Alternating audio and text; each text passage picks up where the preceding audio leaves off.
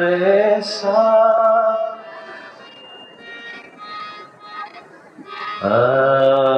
वंशी विभूषितकरा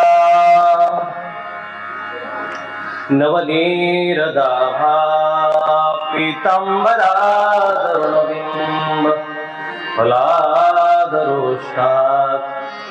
पूर्णेन्दु सुन्दरमुखादरविन्दनेत्रात् कृष्णात् परं किमपि तत्त्वमहं न जाने कृष्णात् परं किमपि तत्त्वमहं न जाने वसुदेवसुतं देवं कंसचाणूरमर्दनं देवकी परमानन्दं कृष्णं वन्दे जगद्गुरुम् आदो देवकी देवगर्भजननं कुन्ती सुतापालनम्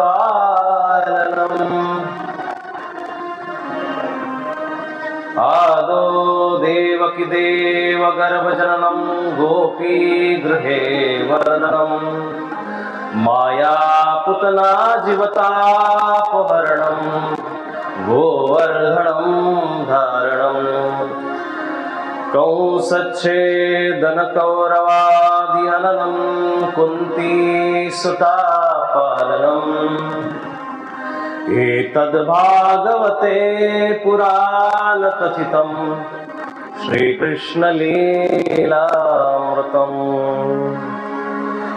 सर्वोपनिषदो गावो दुग्धा गोपालनन्दन पार्थो वस्य सुधीर्भोक्ता दुग्धं गीतामृतं महत् एकं शास्त्रं देवकी पुत्रगीत मेको देवो देवकी पुत्र एव एको मन्त्रस्तस्य नामानि यानि कर्मापेकं तस्य देवस्य सेवा कर्मापेकं तस्य देवस्य सेवा वन्दोनिया तव पदाम्बुजदेवरायां वैराग्यभक्तिमजद्या प्रभुदेवरायां जा साधना घडविले महादेवराया ते प्रेम साधन घडो मजदेवराया कारुण्य सिंधु कृपया परमाय बापा उदास मधुसे धरिले प्रकोपा संसार दारुवनी मजसा दुनिया गेलासी पै परमनिष्ठुर होनिया श्री गोपाल कृष्ण महाराज की जय। कृष्ण गोपाल हरी हाथ जोडा सगळ्यांनी टाळी वाजवा सुरात जय कृष्ण गोपाल हरी जय दीन दयाल हरे कृष्ण गोपाल हरे दीन दयाल हरे तुम ही करता तुम ही तुम ही करता तुम ही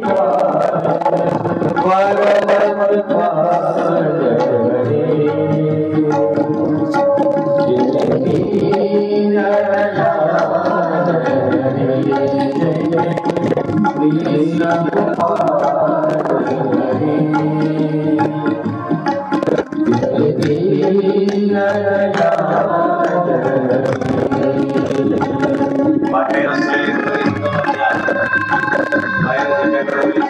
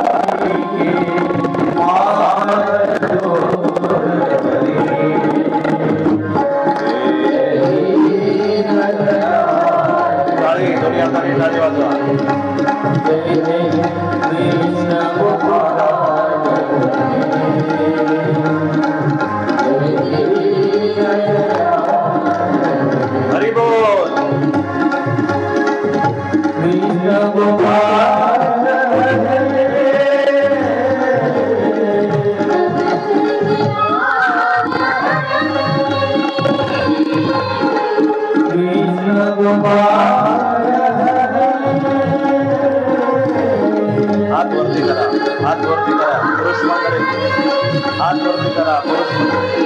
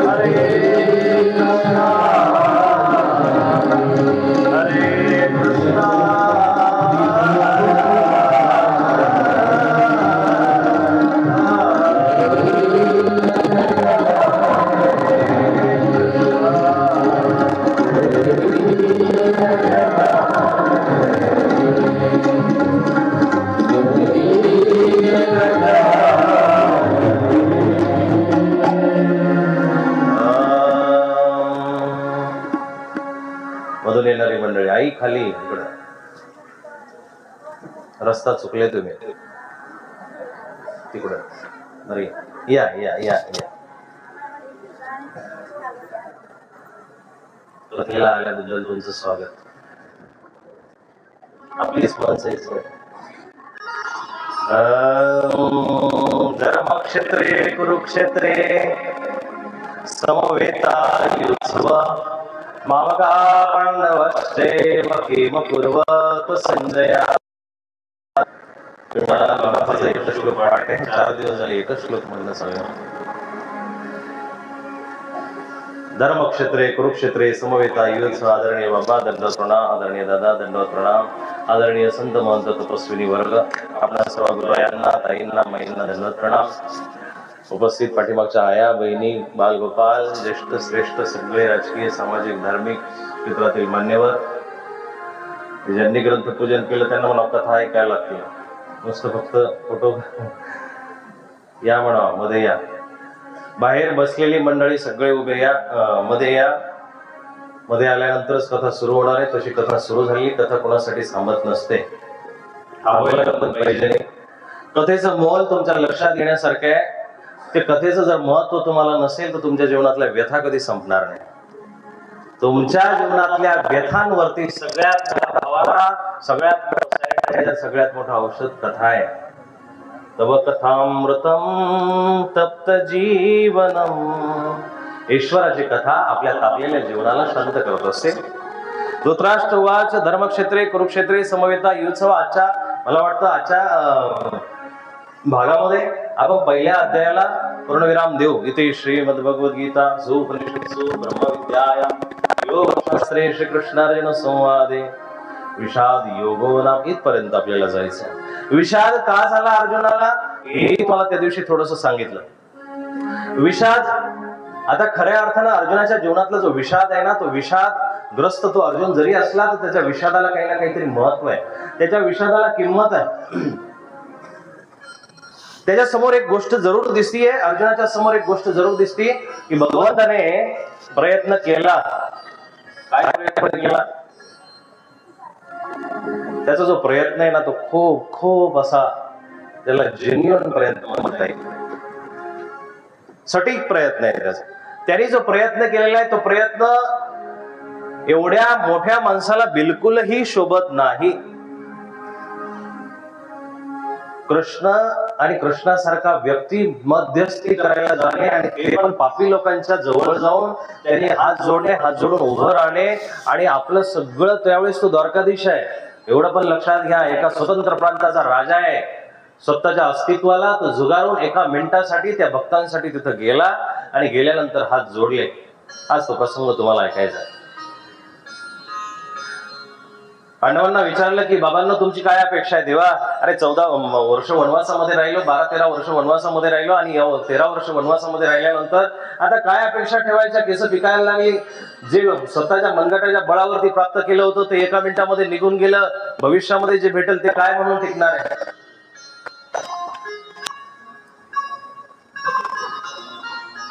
एकदा मागितलं ते अमृतासारखं असतं, दुसऱ्यांदा मागितलं ते पाण्यासारखं असतं आणि तिसऱ्यांदा मागितलं ते रक्तासारखं असतं. काय तुमच्या जीवनाचे काही फंडे मला सांगायचे इथं. एकदा मागून जर भेटलं, जमीन असो, जागा असो, प्रॉपर्टी असो, वस्तू असो, मागणं असो, स्थळ असो, काही कुठल्याही बाबतीत घ्या, एकदा जर मागितलं आणि एका शब्दाला जर किंमत आली तर ते पहिल्यांदा मागितलेलं अमृत आहे, दुसऱ्यांदा मागितलेलं पाणी बराबर आणि तिसऱ्यांदा मागितलं ते लहू बराबर म्हणजे रक्ताच्या बरोबर आहे. तिसऱ्यांदा जर ती गोष्ट वारंवार मागून जर मागावी लागत असेल, भेटत असेल तर ती गोष्ट तुम्हाला कधीच आनंद देऊ शकत नाही. एकदा म्हणून बघणं, दुसऱ्यांदा म्हणून बघणं, तिसऱ्यांदा कधी त्या गोष्टीसाठी हट्ट घेऊ नये.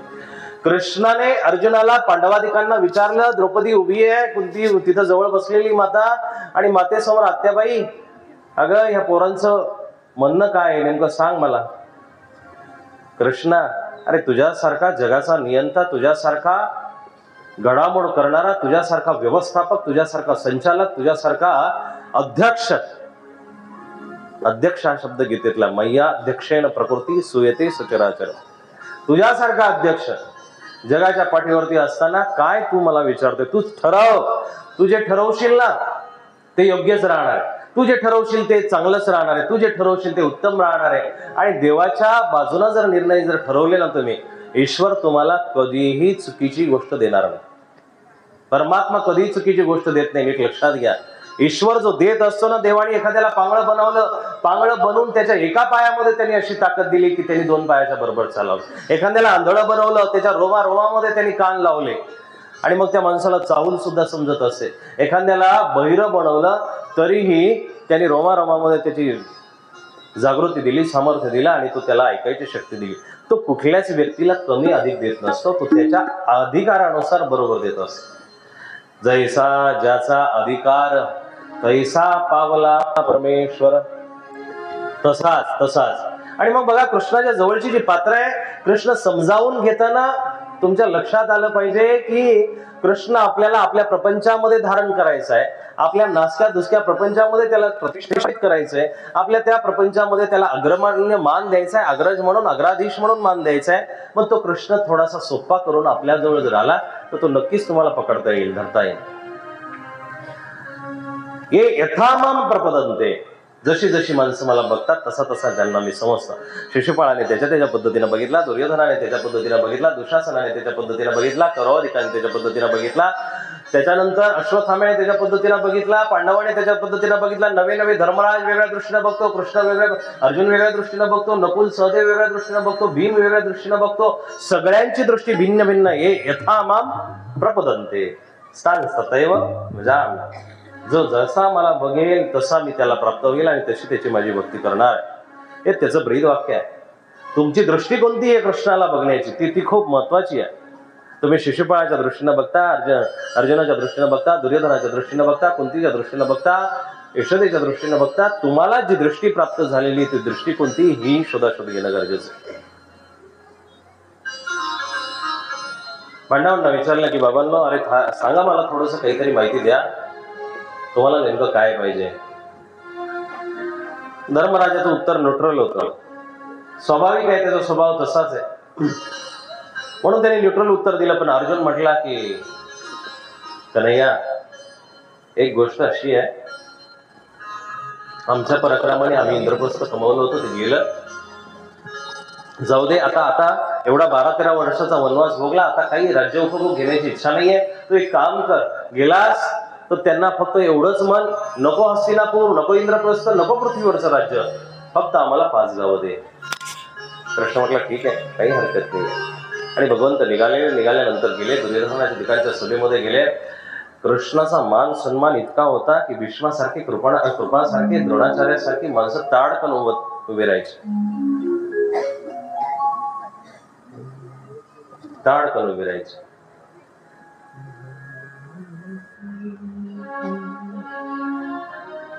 कृष्णाला बघून सगळी माणसं उभी राहिली. काहीतरी त्याच्यामध्ये मर्म असेलच ना, असं साधारण कोण्याही माणसाला बघून कोणी माणसं उभी राहत नाही.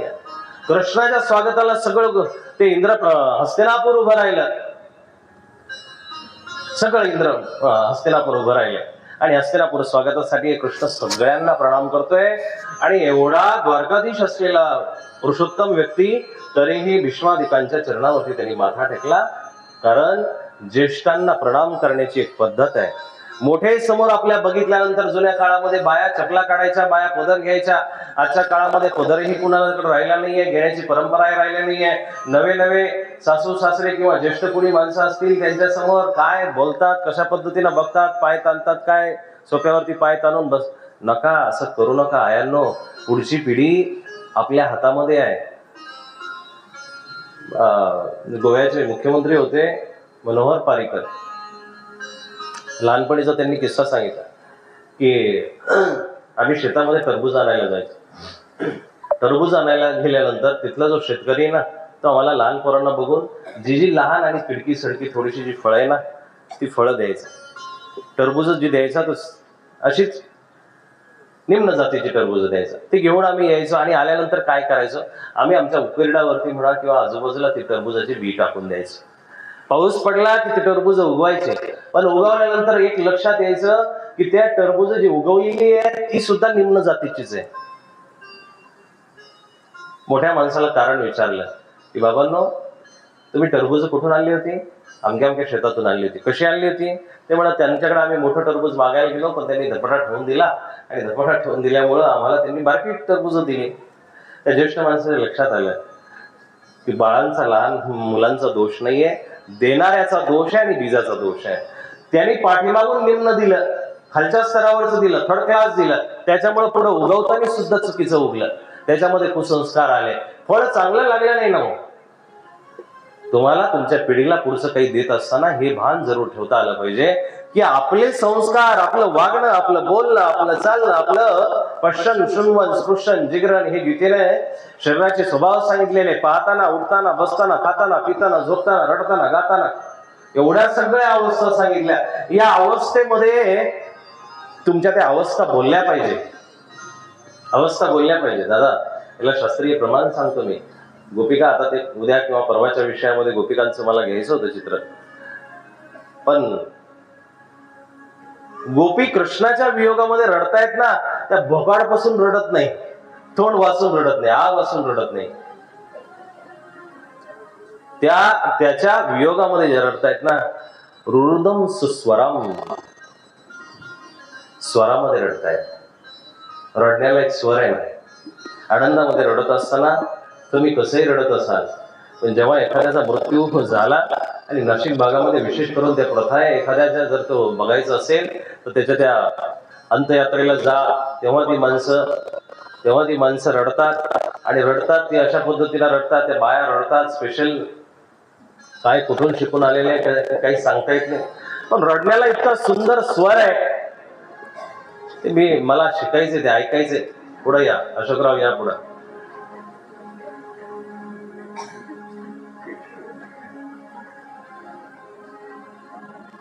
रुरुदम सुस्वरम. रडण्याला एक सूर पाहिजे, रडण्याला एक काही ना काहीतरी जागा पाहिजे, रडण्याला काही ना काहीतरी एक महत्व पाहिजे. त्या रडण्यामध्ये गुणानुमोदन पाहिजे, त्या रडण्यामध्ये गुणानुमोदन पाहिजे. ईश्वराचं ज्यावेळेस आपण चिंतन करतो, त्याच्या गुणानुमोदनाला आपण ज्यावेळेस वाखाण, त्यावेळेस आपली अर्थता त्याच्यामधून जागृत झाली पाहिजे. ती अर्थता जर तुमची नसेल, तुमच्या अंतःकरणातून तो भाव जागृत होत नसेल, तर त्या रडण्याला काही अर्थ नाही आहे, ते रडणं काही कामाचं नाही आहे. पापोहम पाप कर्माहम पापात्मा पाप संभव त्राहि मां कृपया देवम शरणागत वत्सल. तुमची अर्थता आतून ज्यावेळेस तुमची वाढेल, जाणवेल, तेव्हा त्याला सुद्धा ती प्रार्थना ऐकावीशी वाटेल. त्या प्रार्थनेमध्ये भलेही भक्ती नसू द्या, स्वर नसू द्या, काही नसू द्या, त्या भक्तीमध्ये खूप सुंदर असे शब्द नसू द्या, त्या प्रार्थनेला खूप अलंकारिक केलेलं नसू द्या, तरी पण ज्यावेळेस तुम्ही ती प्रार्थना घाल ना, त्यावेळेस परमात्म्याला ती तिथं येऊन ऐकावी लागेल, तिथं बसून ऐकावी लागेल.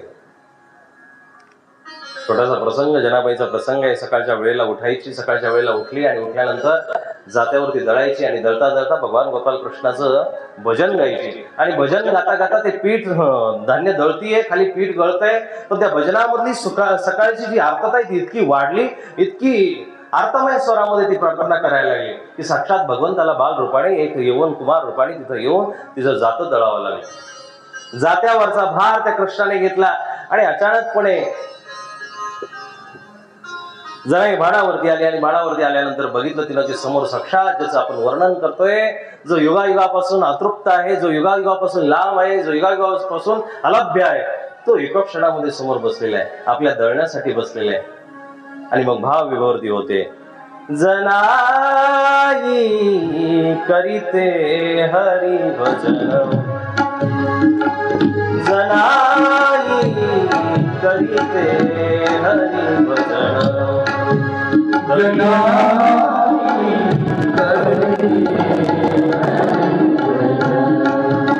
जनाई करीते तसे देवकी नंदन, तसे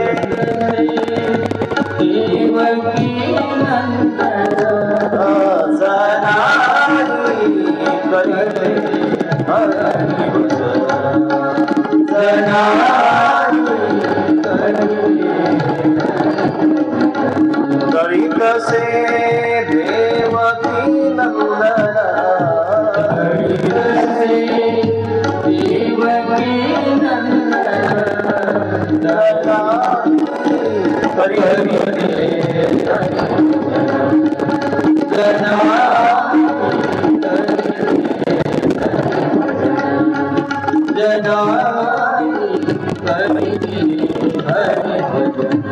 त्या स्वरामध्ये अर्थता ज्यावेळेस भगवंताला जाणवली त्यावेळेस भगवंताने ती ज्यावेळेस ती गाणं म्हणायचं थांबली त्यावेळेस भगवंताने तिचा हात त्या जात्याच्या मुठीवरून बाजूला केला आणि म्हटला की जने तुझं काम मी करतो तू गा फक्त तू भजन गा तू गवळण गा तुला जे जमेल ते गा. देवाला सुद्धा अशा ठिकाणी यावं वाटतं ना. ती अर्थता आपल्याला प्रकट करता आली पाहिजे. ती अर्थता त्याच्या प्रती आपल्याला दाखवता आली पाहिजे. अर्थता जर नसेल तर त्या जीवनाला काही अर्थ नाही. काही अर्थ नाही. तुम्ही पुढच्या पिढीला काय देता हे खूप महत्वाचं आहे.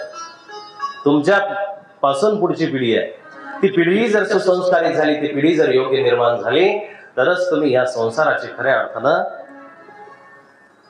निर्माते आहात सृजनशील आहात. नाहीतर ह्या संसाराचं आपल्या आपण वाटोळं होणारच आहे विध्वंस होणारच आहे. पण ह्या वाटोळं करणाऱ्यांमध्ये तुमचं नाव नसावं सृजन करणाऱ्यांमध्ये नाव असावं. हे संस्कार आपल्याला पुढच्या पिढीला द्यावे लागतील सांगावे लागतील तरच ही पुढची पिढी इथे येऊन बसेल धर्म करेल थोडाफार काहीतरी. कृष्ण निघाले एवढा मोठा माणूस बारीक कसा होतो त्याचं प्रमाण बघा. कृष्णाचं जे चरित्र आहे ना खरंच दिव्य चरित्र आहे हो. एक जरी लीळा त्याची आपल्या जीवनामध्ये जरी आली ना एक लीळा मला वाटतं त्या माणसासारखा सुवर्णमयी माणूस सुगंधीमयी माणूस चंदनासारखा माणूस आपल्याला जगाच्या पाठीवरती कुठला सापडणार नाही. एक लीळा जरी त्याची व्यवस्थित धरता आली तुम्हाला. निघाला हस्तिनापूरला गेला सगळे उभे राहिले आणि उभे राहिल्यानंतर सगळं हस्तिनापूर त्याला बघण्यासाठी गोळा झालेला आहे. सगळं हस्तिनापूर गोळा झालेलं आहे. मुळात कृष्णाचा जो रंग आहे ना तो काळा नाहीये सावळा रंग आहे. सावळा रंग हा आत्म्याचा एक प्रकारचा रंग आहे आतून आलेला रंग आहे. स्फटिकासोबत ज्यावेळेस सूर्याची एक झलक त्याच्यावरती पडते त्या स्फटिकामधून दुसरा जो किरण निघतो तो सावळ्या रंगाचा किरण असतो तो जांभळ्या रंगाचा किरण असतो. तसा वर्ण कृष्णाचा आहे. नदीच्या पाण्यासारखा रंग कृष्णाचा आहे. नदी जर उथळ असेल तर पाणी स्फटिकासारखं दिसतं पण नदी जर गहिरी असेल खोल असेल तर ते पाणी निळसर दिसत असतं. कल कल कल्लोळवंतिनी जमुना यमुनेचं प्रतीक आहे. ती कल्लोळ करत जेव्हा जाते ना तर ती श्यामल भासत असते की जणू काय कृष्णाला अंघोळ घालून ती गोकुळामधून तिथे निघाली आणि वृंदावनाकडे चालली आहे. अखंड प्राणी मात्रांना ती पाण्याच्या द्वारे कृष्णाचं दर्शन घडवतीये अशी ती कृष्णमयी नदी आहे यमुना आहे. कृष्णाचा जो रंग आहे तो उदयलेल्या भाणूसारखा म्हणा उदयलेल्या नभासारखा म्हणा त्याच्या पाठीमागचा असलेल्या नभासारखा नवीन असलेल्या मेघासारखा रंग आहे. आणि तो रंग सगळ्यांना लोभस वाटतो आकर्षित वाटतो. काळा रंग वाईट नाही आहे. काळं मन वाईट आहे. आपण वरून पोतारे फिरतो आपण वरून त्याला रंगवण्याचा प्रयत्न करतो वरून त्याला अप टू डेट ठेवण्याचा प्रयत्न करतो. पण मन जर चांगलं नसेल तर कशाला परमार्थ घडेल हो. मन जर चांगलं नसेल तर त्या परमार्थाला खरंच अर्थ नाहीये. खरंच अर्थ नाहीये. मन स्वच्छ ठेवा वरचे रंग कसे असतील तरी चांगले वरचे रंग कसे असतील तरी चालेल. कवी सुंदर म्हणतात श्याम ना रंगाओ मैं तो हरी ना रंगाओ श्याम ना रंगाओ मैं तो हरी ना रंगाओ दो बिया धोए चाहे सारी उमरिया दो बिया धोए चाहे सारी उमरिया शाम पिया मोहे रंग दे चुनरिया शाम पिया मोहे रंग दे चुनरिया रंग दे चुनरिया रंग दे चुनरिया रंग दे चुनरिया रंग दे चुनरिया शाम पिया मोहे रंग दे चुनरिया. हरिणा रंगावं श्यामण रंगावं, तुझ्या रंगामध्ये रंग घडून देत असेल तर त्या रंगाला अर्थ आहे. भक्तिमय तुमचं जीवन झालंच पाहिजे ना. जर इतकी भक्ती करून, इतका परमार्थ करून जर भक्ती तुमच्या अंतःकरणात थोडीशी सुद्धा घुसत नसेल, पाण्याच्या दगडासारखं जर तुम्ही राहत असाल, त्या वेळूच्या दृष्टांत चंदनाच्या दृष्टांतासारखं तुमचं जीवन जर राहत असेल तर त्या जगण्याला अर्थ नाहीये.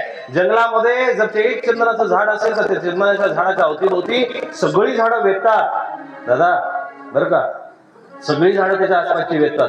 आणि विशेष म्हणजे शेजारी लिंबाचं झाड असेल, बाबळीचं झाड असेल, चिंचाचं झाड असेल, ते सुद्धा त्याच्याकडे आकर्षित होतात. आणि जेव्हा चिंचाचं झाड पाडलं जातं त्यावेळेस त्या चिंचाच्या झाडाच्या गाभ्याला सुद्धा चंदनासारखा सुगंध येत असतं. बघा, इतका त्या चंदनाचा गुण आहे. 1 किलोमीटर पर्यंत झाड असेल, पण जेव्हा ते गाभा युक्त होतं त्यावेळेस त्याचा सुगंध परिसरामध्ये दरवळत असतो. तुम्ही जर भक्ती करत असाल, धार्मिक असाल, सात्विक असाल, धर्मवान असाल, आध्यात्मिक असाल, देवधर्म करणारे असाल, पोथीपंथ ग्रंथ वाचणारे असाल, वाऱ्या करणारे असाल, पदयात्रा करणारे असाल, खिटा मारणारे असाल, देवाला भेटीला जाणारे असाल, सगळ्या कॅटेगरी मधले, तर तुमच्या जवळ आलेल्या व्यक्तीला तुमच्यातली आभा प्रभा काहीतरी वाटली पाहिजे, दिसली पाहिजे साहेब. ती जर दिसत नसेल त्या जगण्याला अर्थ नाही. कृष्णाला बघून सगळी उभी राहिली. उभी राहिल्यानंतर सगळ्यांनी प्रणाम केला. कृष्ण वागला. दुर्योधन बघतायत. ज्या पितामह भीष्मांना 1 वर्ष झालं, 6 महिने झाले, त्या दुर्योधनाने प्रणाम केला नव्हता. प्रणाम न करता तो तिथं उभा होता. थोड्या वेळा करता खजील झाला. चांगल्या माणसाची एक सुंदर अशी कृती दुर्जनांना बाधित करत असते, दुर्जनांना खाली पाहायला लावत असते. बस कृष्णाने प्रणाम केल्यानंतर 100 कौरव समोर उभे आहेत. थोडस खजील झालं. त्यांनाही वाटलं, कारण पितामह नेहमी समोर असल्या कारणाने त्यांची किंमत राहत नाही. दररोज जाऊन बसणाऱ्या माणसाची किंमत नसते. पाहुणा जर माणूस असेल ना, त्यांनी एक गोष्ट लक्षात घेतली पाहिजे, कितीही महत्वाचं आणि जवळचं नातं असू द्या, त्या नात्याला एक स्पेस देणं गरजेचं आहे. नवरा बायको ऐकणारी मंडळी आहेत, पुरुष मंडळी आहेत, त्या नात्यामध्ये एक स्पेस असावा, जागा असावी, त्या नात्यामध्ये एक अंतर असावं. अतिपरिचय खोटा मान राहत नाही, प्रगट दिसत भानो तो जगी तुच्छ पाही. अतिपरिचय खोटा आहे साहेब. जवळ जर गेलं तर सगळे गुण दिसतात, दुर्गुण दिसतात, अवगुण दिसतात. प्रगट दिसत भानो तो जगी तुच्छ पाही. दररोज दिसणाऱ्या सूर्याला लोक काय उगवते, त्याचं कामच आहे, उगवते. हजारामधला एखादा माणूस सूर्य जल देत असतो, हजारामधला एखादा माणूस, कोणी देतही नाही विशेष करून. आणि संध्याकाळी सुद्धा त्याची डुबायची वाट पाहत असतात, कारण दररोज उगवतंय, एवढी प्रतीक्षा नाही आहे त्याची. रवी हिमकर द्वितीयेचा वंदिती सर्व भावे. पण द्वितीयेचा चंद्रमा जो आहे ना, त्या चंद्रमाला बघण्यासाठी बराचसा वर्ग, काही काही विशेष सांप्रदायिक मंडळी त्या द्वितीयेचा चंद्रमा बघण्यासाठी, करवा चौथला तृतीयेचा, चौथ्या दिवसाचा चंद्रमा बघण्यासाठी बाया आतुर झालेल्या असतात. पोट सावित्रीला चंद्रमा बघतात. तो 15 दिवसांनी उगवतो किंवा 15 दिवसांनी त्याचं येणं जाणं असतं, म्हणून त्याला वंदिती सर्व भावे. त्याला बघतात लोक, वंदन करतात. कधी? 15 दिवसांनी उगवतो म्हणून. म्हणून रे सखया दूरदेशी असावे. लांब राहिलं पाहिजे. नात्याचं जर मर्म टिकून ठेवायचं असेल, कुठल्याही नात्याचं, लालयत पंचवर्षांनी ताडयत दशवर्षांनी षोडशे वर्ष पुत्र भवेत मित्रवदाचार्य. लहान लेकराला सांभाळत असताना हा एक महत्वाचा मंत्र घेऊन जा. लालयत पंचवर्षांनी, 5 वर्षापर्यंत इतके लाड करायचे, इतके लाड करायचे.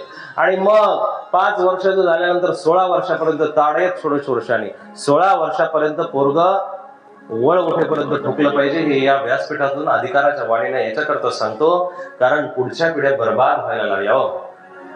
पुढच्या पिढ्या बर्बाद व्हायला लागल्या.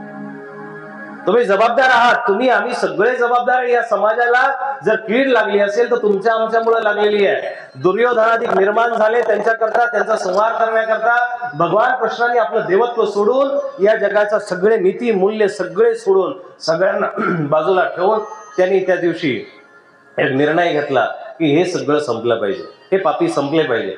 धृतराष्ट्र आंधळा असू द्या, गांधारीने पट्टी बांधली असू द्या, बाकीचे भीष्म पितामह, कृपाचार्य, द्रोणाचार्य आंधळे झालेले असू द्या, काही हरकत नाहीये.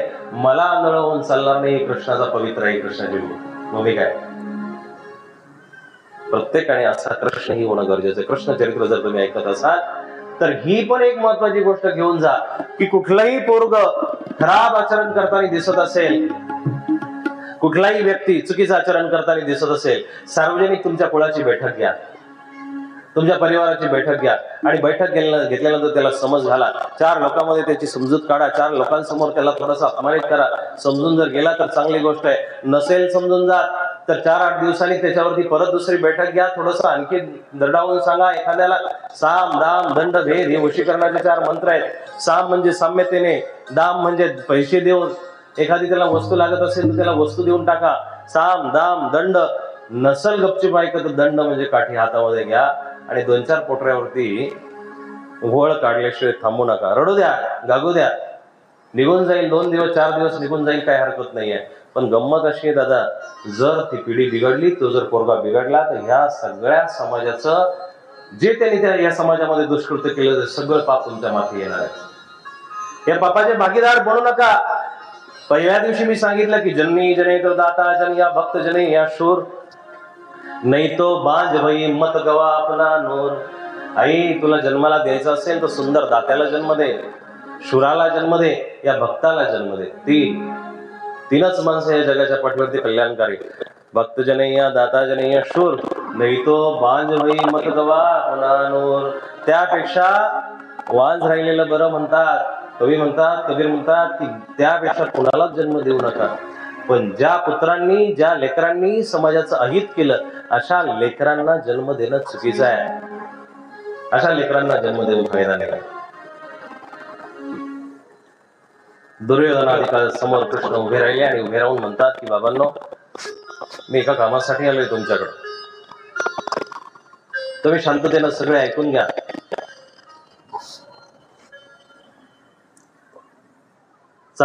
टाचणी पडेल अशी शांतता सभेमध्ये झालेली आहे. कृष्ण काय बोलतो याच्याकडे सगळ्यांचं लक्ष लागलेलं आहे. कृष्णाला सगळे बघतायत, सगळ्या अँगलला बघू राहिले, सगळ्या बाजूला कृष्णाला बघतायत. पडद्याच्या पाठीमागून राजश्रिया कृष्णाला बघतायत, राजमाता कृष्णाला बघतायत आणि कृष्ण काय बोलणार आहे हे लक्षात ऐकण्यासाठी सगळे आतुर आहेत. कृष्ण बोलायला लागले, हे धर्मध्वज रक्षक धृतराष्ट्र. शब्द काय वापरला? धर्मध्वज रक्षक धृतराष्ट्र. राजा, तुझ्या कारभारामध्ये तुझ्या काळामध्ये जर अनिती झाली तर भविष्य काळ तुला माफ करणार नाही. दुर्योधनाधिकांची ही आतताईपणा जो आहे, हे आतताई माणसं जे आहेत, 6 आतताई सांगितले भगवद्गीतेने, त्या आतताई माणसांना थांबव, त्या पुत्रांना थांबव, त्या पुत्रांचा मोह तुझ्या प्रती जो आहे त्यांना थांबवून तू त्यांना जरा समजूत काढ. त्यांची जर समजूत काढली तर कदाचित हे युद्ध टळू शकतं. कृष्णाने बरंच असं भाषण सांगितलं, बऱ्याचशा गोष्टी सांगितल्या आणि मग दुर्योधन तिथून ताडकन उभा राहिला की हे गोपाल कृष्ण, योगेश्वरा, नेमकं तुझं म्हणणं काय आहे? एवढा आदरयुक्त बोलत नव्हता, परंतु तरी आपला इष्ट आहे म्हणून आपण त्याला आदर द्यावा. आपण वैशिष्ट्य शब्द काढू नये, जेव्हा झडेल अशा शब्द त्याच्यासाठी वापरू नये. बरीचशी माणसं दादा शोक वाटतो, दुःख वाटतं. कृष्णाची चरित्र जी आहे ती चुकीच्या पद्धतीने लोकांनी घेतल्या गेली. 16,000 बायका केल्या म्हणून कृष्णाने आणि 16,000 बायकांचा उपभोक्ता झाला. अरे काय काय मूर्खासारखे प्रश्न आहेत आपले. 16,000 बायकांना स्त्रियांना न स्वीकारणारा हा समाज आपलाच होता.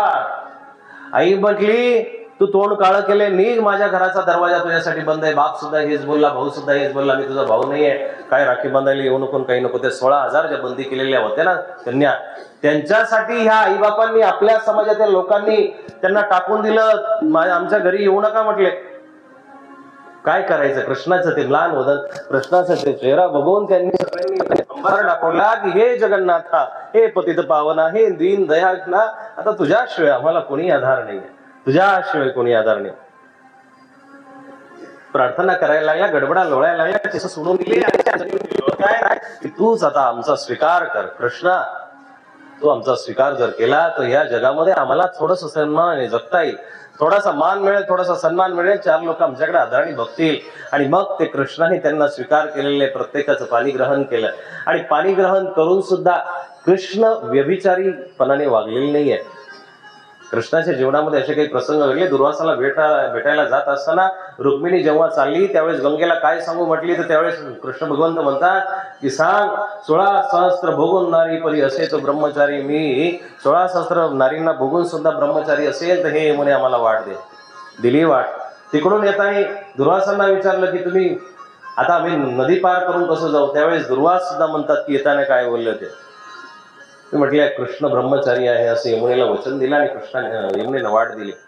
दुर्वास सुद्धा म्हणतात की असं सांग 88,000 ऋषींचा एकटा दुर्वास भोजन करत असतो किंवा सदैव भोजनाला स्वीकार करणारा दुर्वास एवढ्या भाकरी खाऊन सुद्धा जर निराहारी असेल तर हे यमुने वाट दे. रुक्मिणी सवंग सगळ्या गोपिका तिथून जवळ आल्या, यमुनेला प्रार्थना केली, यमुनेला वाट दिली. कृष्णाचं हे सुंदर असं चरित्र आहे. शेठ तो माणूस व्यक्ती पुरुषोत्तम बाहेरून तुम्हाला अस्ताव्यस्त झालेला दिसेल, विचलित झालेला दिसेल, वेगवेगळे निर्णय घेताना दिसेल, पण आतून तो इतका स्थित प्रज्ञ आणि स्थिर आहे की जगाच्या पाठीवरची कुठलीही ताकद त्या व्यक्तीला हलवू शकत नाही. एवढा स्थिर आहे कृष्ण. आतून तो त्याच्या निर्णयावरती स्थिर आहे. त्याच्यामुळेच आज त्याचं चरित्र इतके 5,000 वर्ष झाले तरी त्याच्यातली गोडी संपत नाही. अवीट आहे, मधुर आहे. सांगितलं दुर्योधनाधिकांना सांगितलं की बाबांनो राज्य द्यावं लागेल आणि राज्य तुम्हाला तुमचं मागत नाहीये, हस्तिनापूर मागत नाहीये. इंद्रप्रस्थ जे तुम्ही हिसकावून घेतलेले चुकीच्या पद्धतीने घेतलेले ते राज्य द्या, बाकी काही देऊ नका, इंद्रप्रस्थ वापस द्या. दुर्योधन तिथून ताडकन उठला. अरे मी धर्मराजाला मी सांगितलं थोडं होतं की तू जुआ खेळ, जुगार खेळ आणि त्याच्यामध्ये हार वगैरे सांगितलं तर काहीच नव्हतं. तरीही तो धर्मराज त्याची बुद्धी भ्रष्ट झालेली होती. त्यांनी त्याच्या बायकोचा सुद्धा प्रण लावला, द्रौपदीला सुद्धा हरवलं, सगळं इंद्रप्रस्थ हरवलं, सगळे नोकर चाकर हरवले. आता कुठल्या तोंडाने तुम्ही माझ्याकडे प्रॉपर्टी मागायला येत आहे? ही दुर्योधनाची भाषा आहे. अर्जुनाची भाषा किती सौम्य आहे.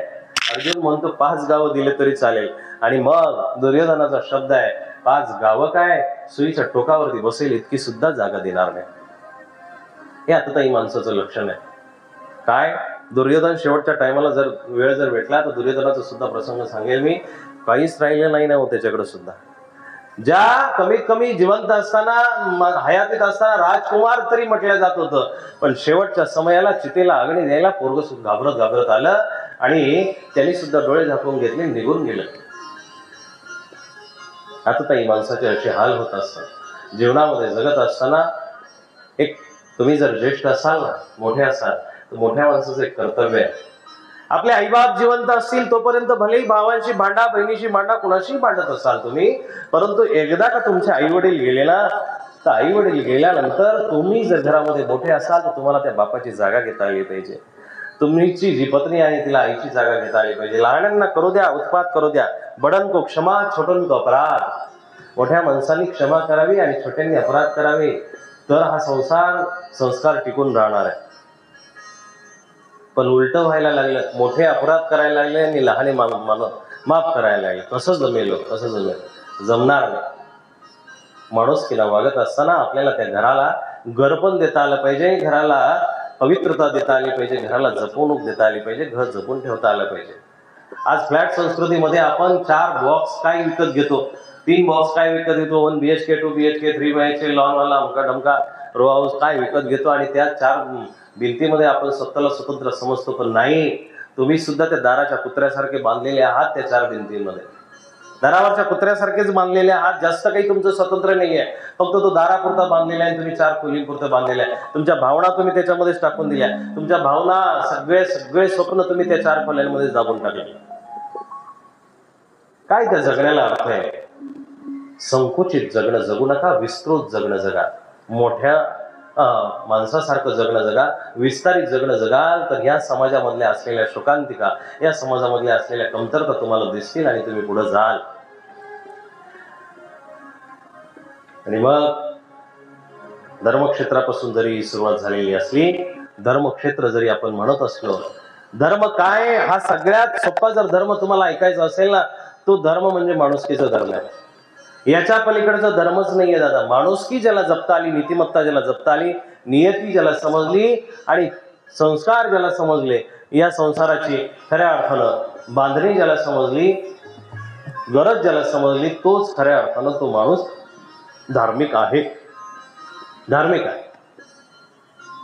देवाला डोका आपटणारा, किती मारणारा माणूस धार्मिक असू शकत नाही. पण त्याच्या आतमधला जर माणुसकीचा माणूस जर जिवंत असेल, माणुसकीचा जरा जर जिवंत असेल, तो माणूस धार्मिक आहे. जगी जे हीनती पतित, जगी जे दीनपद दलित, तयाजा कोणी उठवावे जगाला प्रेम पावे, करा तो एकची धर्म जगाला पावे, खरा तो एकची धर्म जगाला प्रेम पावे, खरा तो एकची धर्म जगाला प्रेम पावे.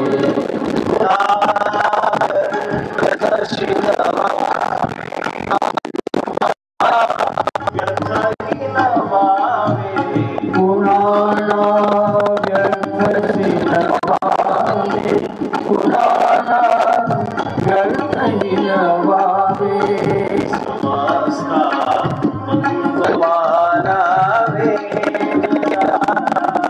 प्रेम पावे, करा तो एकची धर्म जगाला प्रेम पावे. असे सार धर्माचे, असे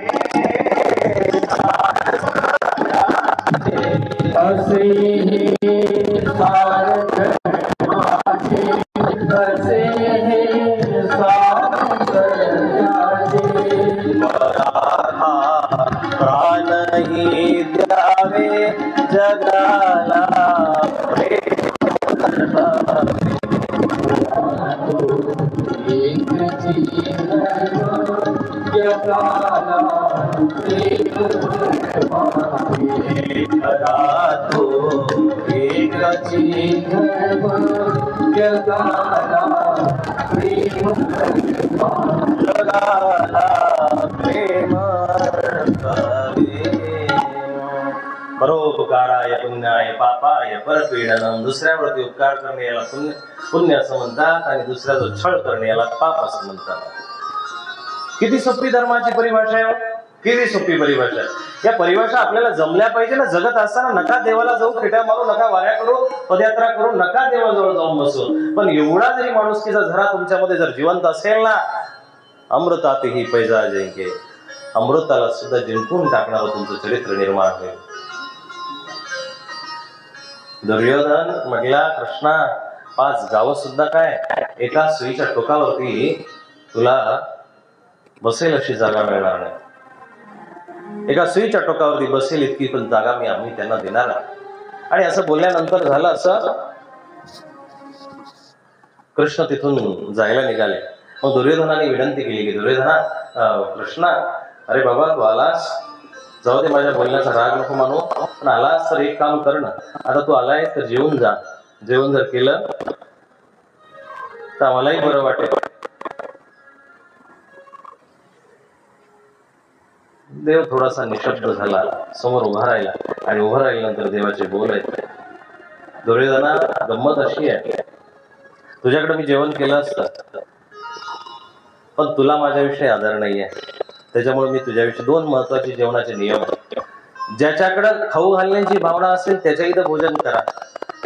दुसरं असं की ज्याचं सात्विकतेनं कमवलेलं धन असेल त्याच्याच इथं भोजन करा. दोन्हीपैकी एक जरी गुण असला तरी चालेल, पण सात्विकतेनेही खाऊ घालणारा नाहीये आणि चांगल्या पद्धतीनं कमवलेल्या धनाचं पण नाहीये, तर असे भोजन करणं म्हणजे पापाला जन्म देणं. दुर्योधन म्हटल्यानंतर सगळ्यांनी विनंती केली कृष्णाला की आता तू आमच्याकडे जेवून जा. देव म्हणतात जमणार नाही मला. तुम्ही इथं राजवाड्यात येण्यापूर्वीच, महालात येण्यापूर्वी विदुर काकाने आमंत्रण दिले, मी विदुराकडे जेवायला जाणार आहे. आणि दुर्योधनाने दुशासनाकडे बघितलं, धृतराष्ट्राकडे बघितलं आणि कुत्सी हसला. विदुराकडे जेवायला जातोय, स्वतः द्वारकाधीश समजतो, स्वतःला मोठा समजतो आणि विदुराकडे जेवायला जातोय. काय याची जरा बुद्धी त्या पांडवांच्या सोबत राहून राहून बिघडलेली. असं बोलल्यानंतर गंमत अशी झाली, कृष्ण ताड दिवशी तिथून निघून गेले. ताड दिशेस तिथून निघून गेले. आणि निघून गेल्यानंतर विदुर काका तिकडे वाटच बघत होते. विदुर काका रस्त्याने पहिल्यांदा भेटले होते आणि भेटल्यानंतर कृष्णाने सांगितलं होतं, विदुर काका मी त्यांच्या घरी जाणार नाही आणि जेवणार नाही, मी त्यांच्या घरी बिलकुलही पाणी सुद्धा पिणार नाही, मी तुमच्याकडे येतोय. विदुर काकीला सांगा की मी जेवायला येणार आहे, भोजनाची व्यवस्था करून ठेव. विदुर काका तसेच बाजारामध्ये गेले. म्हटले आता घरामध्ये काहीच नाहीये, मग जावं कसं काय, आता त्याला जेवू घालायचं, कसं जेवू घालायचं. म्हणून ते बाजारामध्ये गेले काही वस्तू घ्याव्या. पण तेवढ्या टाइमामध्ये इकडं दुर्योधनादिकांची वार्तालाप झाला, चर्चा झाली आणि कृष्ण तिथून राजसभेचा त्याग करून ताड दिशी विदुराच्या झोपडीकडे निघाले. तिकडे गेल्यानंतर विदुराणीच्या झोपडीच्या दारावरती कृष्ण उभे राहिल्यानंतर विदुर काकीला आवाज दिला, काकी. विदुराणी म्हणतात आंघोळ करत होती आणि आंघोळ करता करता तिनं तो आवाज ऐकला. अंगावरती शहार आलं, गरम पाणी घेत होती, आंघोळ करत होते तरी शहारे आले आणि पडदिशी उभी राहिली. आणि उभी राहिल्यानंतर त्या म्हणतात की वस्त्र न लपेटता बाहेर आली. भान विसरून गेली विदुराणी. एका क्षणामध्ये भान विसरून गेली की अंगावरती वस्त्र आहेत की तसंच आपण आलेले. ही अवस्था शास्त्रामध्ये दोन ठिकाणी झालेली आहे. भर्तृहरी जेव्हा मुक्ताबाईच्या दारासमोर गेले होते त्यावेळेस मुक्ताबाईला सुद्धा जेव्हा भिक्षा असा भर्तृहरीने आवाज दिला त्यावेळेस मुक्ताबाई तशीच विवस्त्र बाहेर आली. आणि विवस्त्र आलेल्या भावीला वहिनीला बघितल्यानंतर भर्तृहरीचे हाल झाले. तो त्या एका सेकंदासाठी बघितला आणि लग्न स्त्रीला बघितल्यानंतर तो तसं ताड दिशी जायला निघाले. गोरक्षनाथाकडे गेले आणि गोरक्षनाथाकडे गेल्यानंतर ती मुक्ताबाई पाठीमाग भिक्षा घेऊन येत आहे. ती पण गोरक्षनाथाकडे गेली आणि दोघेही तिथं बसल्यानंतर गोरक्षनाथांनी बघितलं मुक्ताबाई हातामध्ये भिक्षा घेऊन उभी आहे आणि भर्तृहरी तुझ्याकडे पाठ करून उभा आहे. आणि मग तेव्हा गोरक्षनाथाचे शब्द आहे भर्तृहरीसाठी, भर्तृहरी अरे तू त्याग करून निघाला, वैराग्य मूर्ती झालास, वैराग्यासाठी बाहेर निघालास, जंगलामध्ये निघाला, संन्यासी झालास. पण तुझं संन्यास कुठंतरी कच्च आहे. मला वाटतं ती राजाची विक्रमादित्यची राणी मुक्ताबाई जी आहे ना ती त्या राजमहालामधून राहून सुद्धा मुक्त आहे, कारण तिला वस्त्राचं भान सुद्धा राहिलेलं नाही. ती अशा पद्धतीनं तुझ्या समोर आलेली आहे, अशा पद्धतीनं तुझ्या मागे आलेली आहे. तिला वस्त्र अंगावरती आहेत की नाहीये हे सुद्धा कळलेलं नाही. तीच खरी मुक्त आहे, तीच खरी मोकळी आहे, तीच खरी खऱ्या अर्थानं धर्माची अधिकारी, ती वैरागी आहे. गोरक्षनाथ त्याला शिक्षा पण देतात. ही विदुराणी तशा पद्धतीनं आली. परत ती थोडीशी बाणावरती आली, वस्त्र नेसून बाहेर येते. बाहेर आल्यानंतर कृष्णाला बसायला टाकतं. फाटकी वाकळ फाटकी गोदडी बसायला टाकली. कृष्णाला बसायला टाकल्यानंतर विदुर काका येतच होते तोपर्यंत घरामध्ये 2-4 केळं पडलेले होते आणि ते केळं आता भगवान कृष्णाला तिला द्यायचे. थोडासा वरच्या आसनावरती कृष्ण बसला, ती खाली बसलेली आहे आणि कृष्णाचं ते मोहक रूप बघत असताना तिला हातामध्ये ते कर्दली फुल धरलं, केळ धरलं आणि झालं असं की केळाचा गर जो होता तो गर खाली पडला आणि साल्ट त्या कृष्णाच्या हातामध्ये द्यायला लागली. वरतून म्हणतात सगळे देवादिक बघत होते. दादा जगाच्या उलटाच तमाशा तयार झालाय, जगाच्या उलटाच तमाशा. केळाचं साल्ट दिलं, त्यांनी आवडीनं खाल्लं. काय काय त्यांनी पाप केलं असेल म्हणा किंवा काय त्याचा जन्म कशासाठी कशा हिशोबाने झाला काय माहिती नाही. आवडीनं दिलेलं केळाचं साल तो गोडीना खायला लागला. इतका कसा पागल म्हणता येईल. 22 दिवसांनी त्या सुदामेने पोहे घेऊन आला होता. 22 दिवसाचे वास लागलेले पोहे सुद्धा त्यांनी म्हणतात आवडीनं खाल्ले. काय भावाचा भुकेलाय, किती भावाचा भुकेलाय. विदुराणी भरवते आणि केळ देते. 4-5 केळ असतील ते झाले, साल्ट खाली पडले आणि पडल्यानंतर तेवढ्यात विदुर काकांचं आगमन झालं. विदुर काकांनी बघितलं की खाली गिरी पडलेल्या आणि हातामध्ये साल्ट आहेत. कृष्णाच्या ते साले आवडीला खातोय, हसतोय, त्याचं स्मित वदन आहे. असं चेहरा बघितल्यानंतर ते ताड दिवशी त्या विदुराणीवरती खवळले. अगं तुला कळत नाही का, अगं तू त्याला साल्ट खाऊ घालते, त्याला गरी खाऊ घालायला पाहिजे, ते साल्ट खाऊ घालते. बाणावरती आली आणि गळा गळायला लागली, डोळ्यातून पाणी यायला लागलं. कृष्णा तुला बघितल्यानंतर भांबावले मी, तुला बघितल्यानंतर मला राहावलं नाही, तुला बघितल्यानंतर मी पागल झाले, तुला बघितल्यानंतर मला सुचलं नाही, माफ कर मला. विदुराणीला तसंच उचललं नाही काकी. अगं तू माझ्या डोळ्यात बघत होती, मी तुझ्या डोळ्यामध्ये बघत होती. ही आत्मिक भेट होत असताना तुम्हाला काय खाऊ घातलं हे मला बिलकुलही कळालं नाही. पण जे खाऊ घातलं ना ते अमृताच्यापेक्षा सुद्धा गोड होतं, अमृताच्यापेक्षा सुद्धा गोड होतं. सबसे ऊंची प्रेम सगाई, सबसे सगाई सबसे सगाई सबसे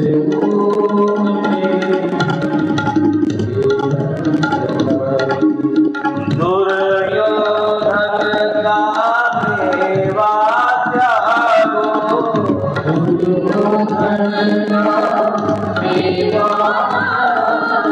साध विदुर खाई सबसे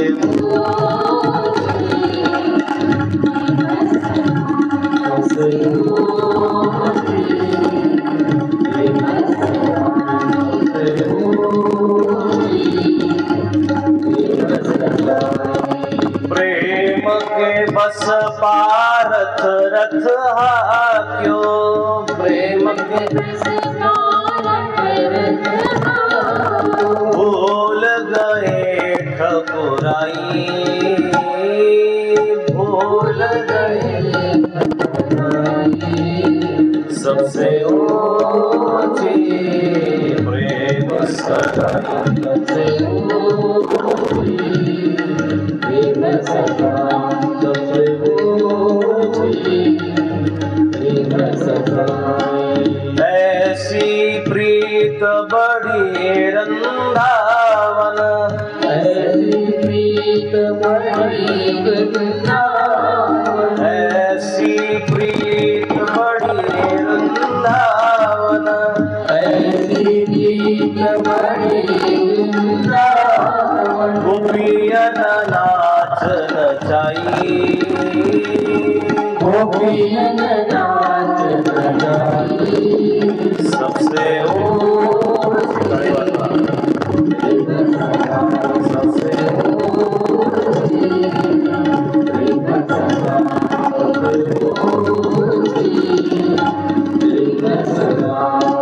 सूर क्रूर इस लायक नाही इस लायक नाही सूर क्रूर इस लायक नाही सूर क्रूर इस लायक नाही केही लगो करऊ बढ़ाई केही लगो करऊ बढ़ाई सबसे ऊंची प्रेम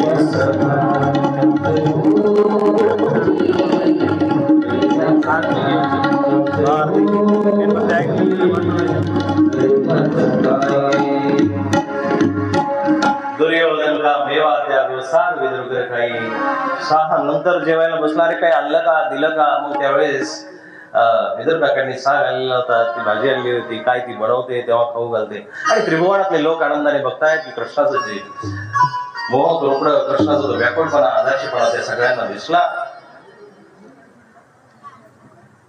सगळी माणसं तिथं त्रिभुवन आवाज झालेले आहेत त्रिलोक आवाज झालेले आहे कृष्णाचं ते चारित्र्य शांततेत वाटा गडबड करू नका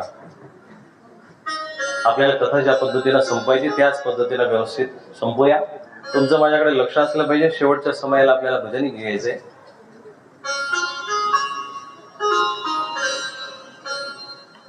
गंमत काय होती की आपण आपल्या संस्काराला धर्माला जरा विसरत चाललोय पाठीमागची माणसं खऱ्या अर्थानं चांगली होती हो काही गोष्टीच्या बाबतीत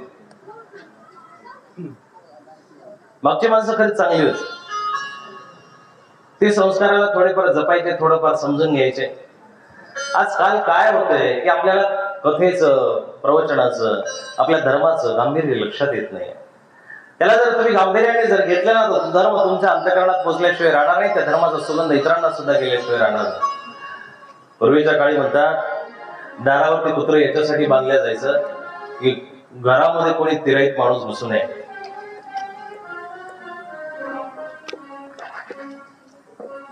वाक्य उलट झालं दारावरती माणसाला याच्याकरता बसवलं जायचं की कुत्र मांजर घरामध्ये घुसू नये आज उलट झालंय की कुत्र दारावरती बांधलं जातं की जेणेकरून माणूस घरामध्ये घुसता कामा नये बघा बदल किती पटकन झालेला आहे हा बदल जास्त वर्षाचा नाहीये 20-30 वर्षाचा बदल आहे पूर्वी माणसं घरामध्ये जेवण करायचे आणि बाहेर संडासला जायची डबडं घेऊन पूर्वी जेवण घरामध्ये असायचं आणि वड्याला नदीला तिकडे काठाला जायचे. आता उलट होतंय, हॉटेलांनी डाब्यांनी जेवण करून घरातल्या बाथरूम मध्ये टॉयलेट मध्ये संडासला येतात. उलट व्हायला लागले की नाही. पूर्वी लग्नामध्ये घरातल्या सगळ्या परिवारातल्या भावंकीतल्या बाया एकत्र व्हायच्या आणि एकत्र झाल्यानंतर भोजन बनवायच्या आणि सगळ्या माणसांना खाऊ घालायच्या आणि थोडंफार वरात बिरात नाच गाणं असेल तर तेव्हा बाहेरून बाया बोलवल्या जायच्या. आता उरफट झालंय, जेवण बनवायला बाया बाहेरच्या असतात, माणसं बाहेरचे असतात आणि नाचायला आपल्याच घरातले आपण थटून थटून तिकडे नेत असतो.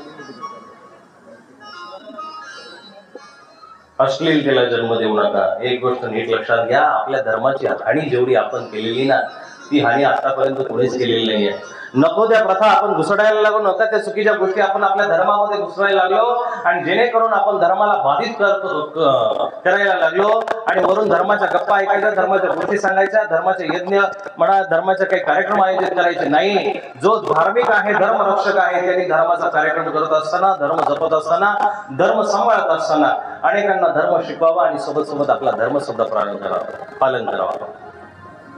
तर खऱ्या अर्थाने याची सांगता होईल, खऱ्या अर्थाने याची फलश्रुती आहे. लग्नाचं दुसरंही विडंबन रूप जे बघायला मिळतंय, तुम्ही एवढी हजार माणसं इथे बसलेली आहे. संदेश जास्त जाईल, आमचे वेद न्यूज आणि दिशा न्यूजचे संचालक इथे बसलेले आहेत.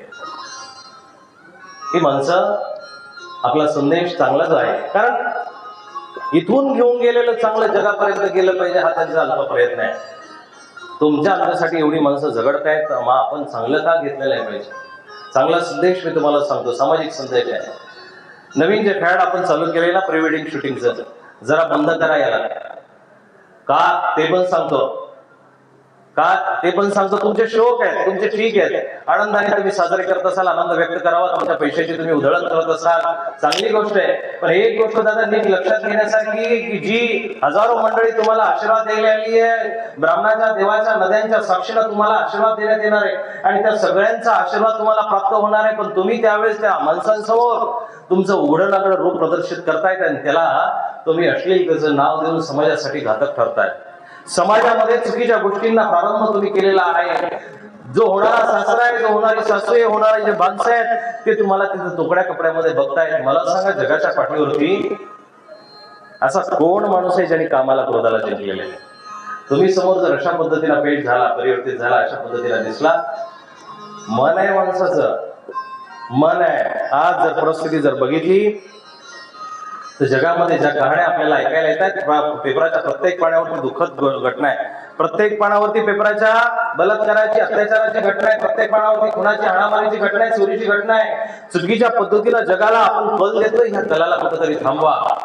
हजारो माणसासमोर ते हातामध्ये हात घेतलेले काय, कपडे उडणारे काय, जहाजामध्ये बसलेले काय, गाड्यांवरती बसलेले काय, तुमचं व्यक्तिगत जीवन आहे, त्याला अशा पद्धतीनं का तुम्ही प्रदर्शित करताय? या जगाला खराब करणाऱ्यांमध्ये तुमचं नाव जायला नको आहे. म्हणून तरुण मुलं जर कोणी इथं बसलेले असतील तर तुमच्यासाठी विनंती करतो, बाबांनो, तुम्हाला काय शूटिंग करायचंय, तुमच्यावरती एखादी शॉर्ट फिल्म काढा, पिक्चर काढा आणि त्याला प्रदर्शित करा, त्याला वेगळ्या पद्धतीने दाखवा. पण लग्नाच्या पवित्र स्थळी अशा पद्धतीचं बिभत्स दर्शन तिथं समाजाला घडवू नका. ही कळकळीची तुम्हाला विनंती आहे. ही विभत्सता आहे. काय त्या समाजाने लहान लहान लेकरं असतात, तो तुम्हाला वहिनी म्हणणारे, भाभी म्हणणारे, आई म्हणणारे, मावशी म्हणणारे, काकी म्हणणारे, असायला येते. पण गंमत अशी आहे दादा, पैसे जास्त झालेत म्हणून एवढी मोठी लग्न आवडत. अहो, साखरपुडे सुद्धा हजार हजार माणसांमध्ये व्हायला लागले. लग्नही करायचं, लग्नाचे 2 प्रकार झाले. सकाळी वेदोक्त आहे, दुपारी लोकांसाठी आहे, पण त्यानंतर वरात आहे, त्यानंतर रिसेप्शन आहे. तरुण मंडळी, हे पण नीट लक्षात घ्या, विदेशामध्ये 18-17 वर्षाचं पोरग झालं तर बाप त्याला घराच्या बाहेर काढतो आणि तुझ्या शिक्षणाचा तू खर्च उचल असं सांगतो. आपल्याकडेच असं आहे की तुमच्या वरातीच्या डीजेचा खर्च सुद्धा तुमचा बाप देतो. शरम वाटली पाहिजे आपल्या जीवनावरती. थोडीशी तरी आपल्याला कुठेतरी लज्जा फील झाली पाहिजे, वाटली पाहिजे की आपण कमीत कमी आपल्या जीवनाची सुरुवात तरी आपल्या 2 रुपयांनी करावी. म्हणून ज्यांची झालेली नाहीये ना, होणार असतील, त्यांनी कमीत कमी त्या लग्नामध्ये आपल्या बायकोला दागिन्यांचा खर्च तेवढा तरी उचला. जेवढी दागिने करायची आहे ना तेवढा तरी खर्च उचला. नका तुमच्यासाठी लग्न पार पडत, पण त्या बापावरचं ओझं उतरा. बिचारा आयुष्यभर जन्मभर तुमच्यासाठी राबताय. बाप तोपर्यंत कधीच म्हातारा होणार नाही जोपर्यंत तुम्ही कर्तबगार किंवा सक्सेस होणार नाही. त्या बापाला आयुष्यभर राबणंच आहे. कुठपर्यंत आपल्या आयुष्याची अशी हाल अपेक्षा तुम्ही दाखवत राहणार, कुठपर्यंत ह्या समाजाला चुकीच्या पद्धतीने प्रदर्शित करत राहणार. म्हणून अशा काही गोष्टी बंद करा. माणसं कुत्रे मांजरी पाळायला लागले, घरामध्ये त्यांना घेऊन जायला लागले. घरामध्ये कुत्र्या मांजरांना पाळायला लागले, घरामध्ये नको त्या गोष्टींना पाळायला लागले. अहो, एखाद्या गोरगरिबाला त्या मांजरीला जेवढं फूड लागतं, त्याला जेवढं कुत्र्याला खाद्य लागतं ना, तेवढंच खाद्य दररोज तयार करा. त्यामुळेच पैशाचं खाद्य तयार करा, चौकामध्ये एखाद्या गोरगरिबाला द्या ना. धर्म केल्यासारखं पुण्य मिळेल साहेब. वेगळा धर्म करायची गरजच नाहीये, वेगळा धर्म करायची गरज नाहीये. आजच्या सेवेला आपल्याला विराम द्यायचा आहे. आजची सेवा खऱ्या अर्थानं ईश्वर करून घेतोय, परमात्मा करून घेतोय म्हणून होतीये. चौथ्या दिवसाचं हे सूत्र पार पडत असताना आपल्या सर्वांच्या दर्शनाचा वारंवार योग येतोय, त्याबद्दल मी आभारी आहे. आपण सर्वजण येत आहे, तरी कालच्या तुम्ही वचनाला जागले नाही. वचन तुम्ही मोडलं. 6 वाजता तुम्हाला म्हटलं होतं, 6:30लाही तुम्ही आले नाही, 7लाही आले नाही.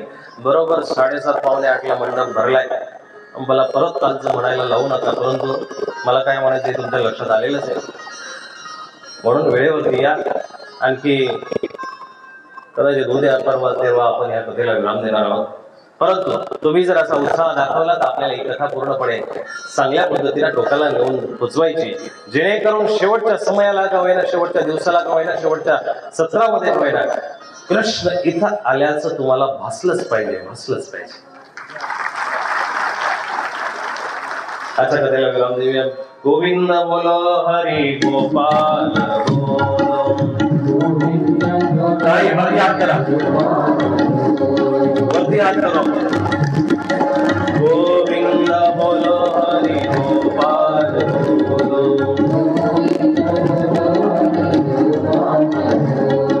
गोविंद बोलो बोलो गोपाल भजन म्हणा.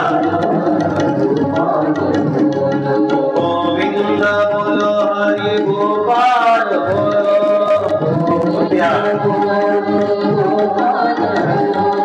गोविंद बोलो हरि गोपाल बोलो. गोविंद बोलो हरि गोपाल बोलो. गोविंद बोलो गोपाल बोलो. गोविंद बोलो गोविंद बोलो गोपाल बोलो. गोविंद बोलो गोपाल बोलो. गोविंद बोलो हरि गोपाल बोलो.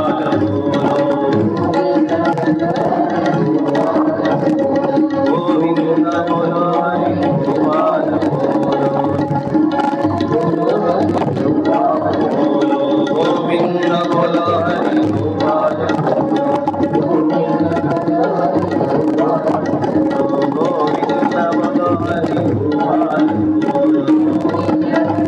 श्री गोपाल कृष्ण भगवान श्री रत्ना प्रेम श्री चक्रवाणी श्री गोविंद प्रभु महाराज सर्वज्ञ श्री चक्रधर स्वामी की जय. धन्यवाद, प्रणाम. श्रीमद भागवत निर्वचन निरूपण सोहळा. या सोहळ्यात अंतर्गत होणारी कृष्ण कथा. या कृष्ण कथेच्या व्यासपीठावर ज्यांची कथा ऐकत आहोत ते सन्मित्र मानस शास्त्रीजी. आणि आज या कार्याला भेट देण्यासाठी कवीश्वर कुलाचार्य राजापेठ आश्रमाचे संचालक परमपूज्य आचार्य प्रवर महंत श्री कारंजेकर बाबाजी अमरावती यांचं आगमन या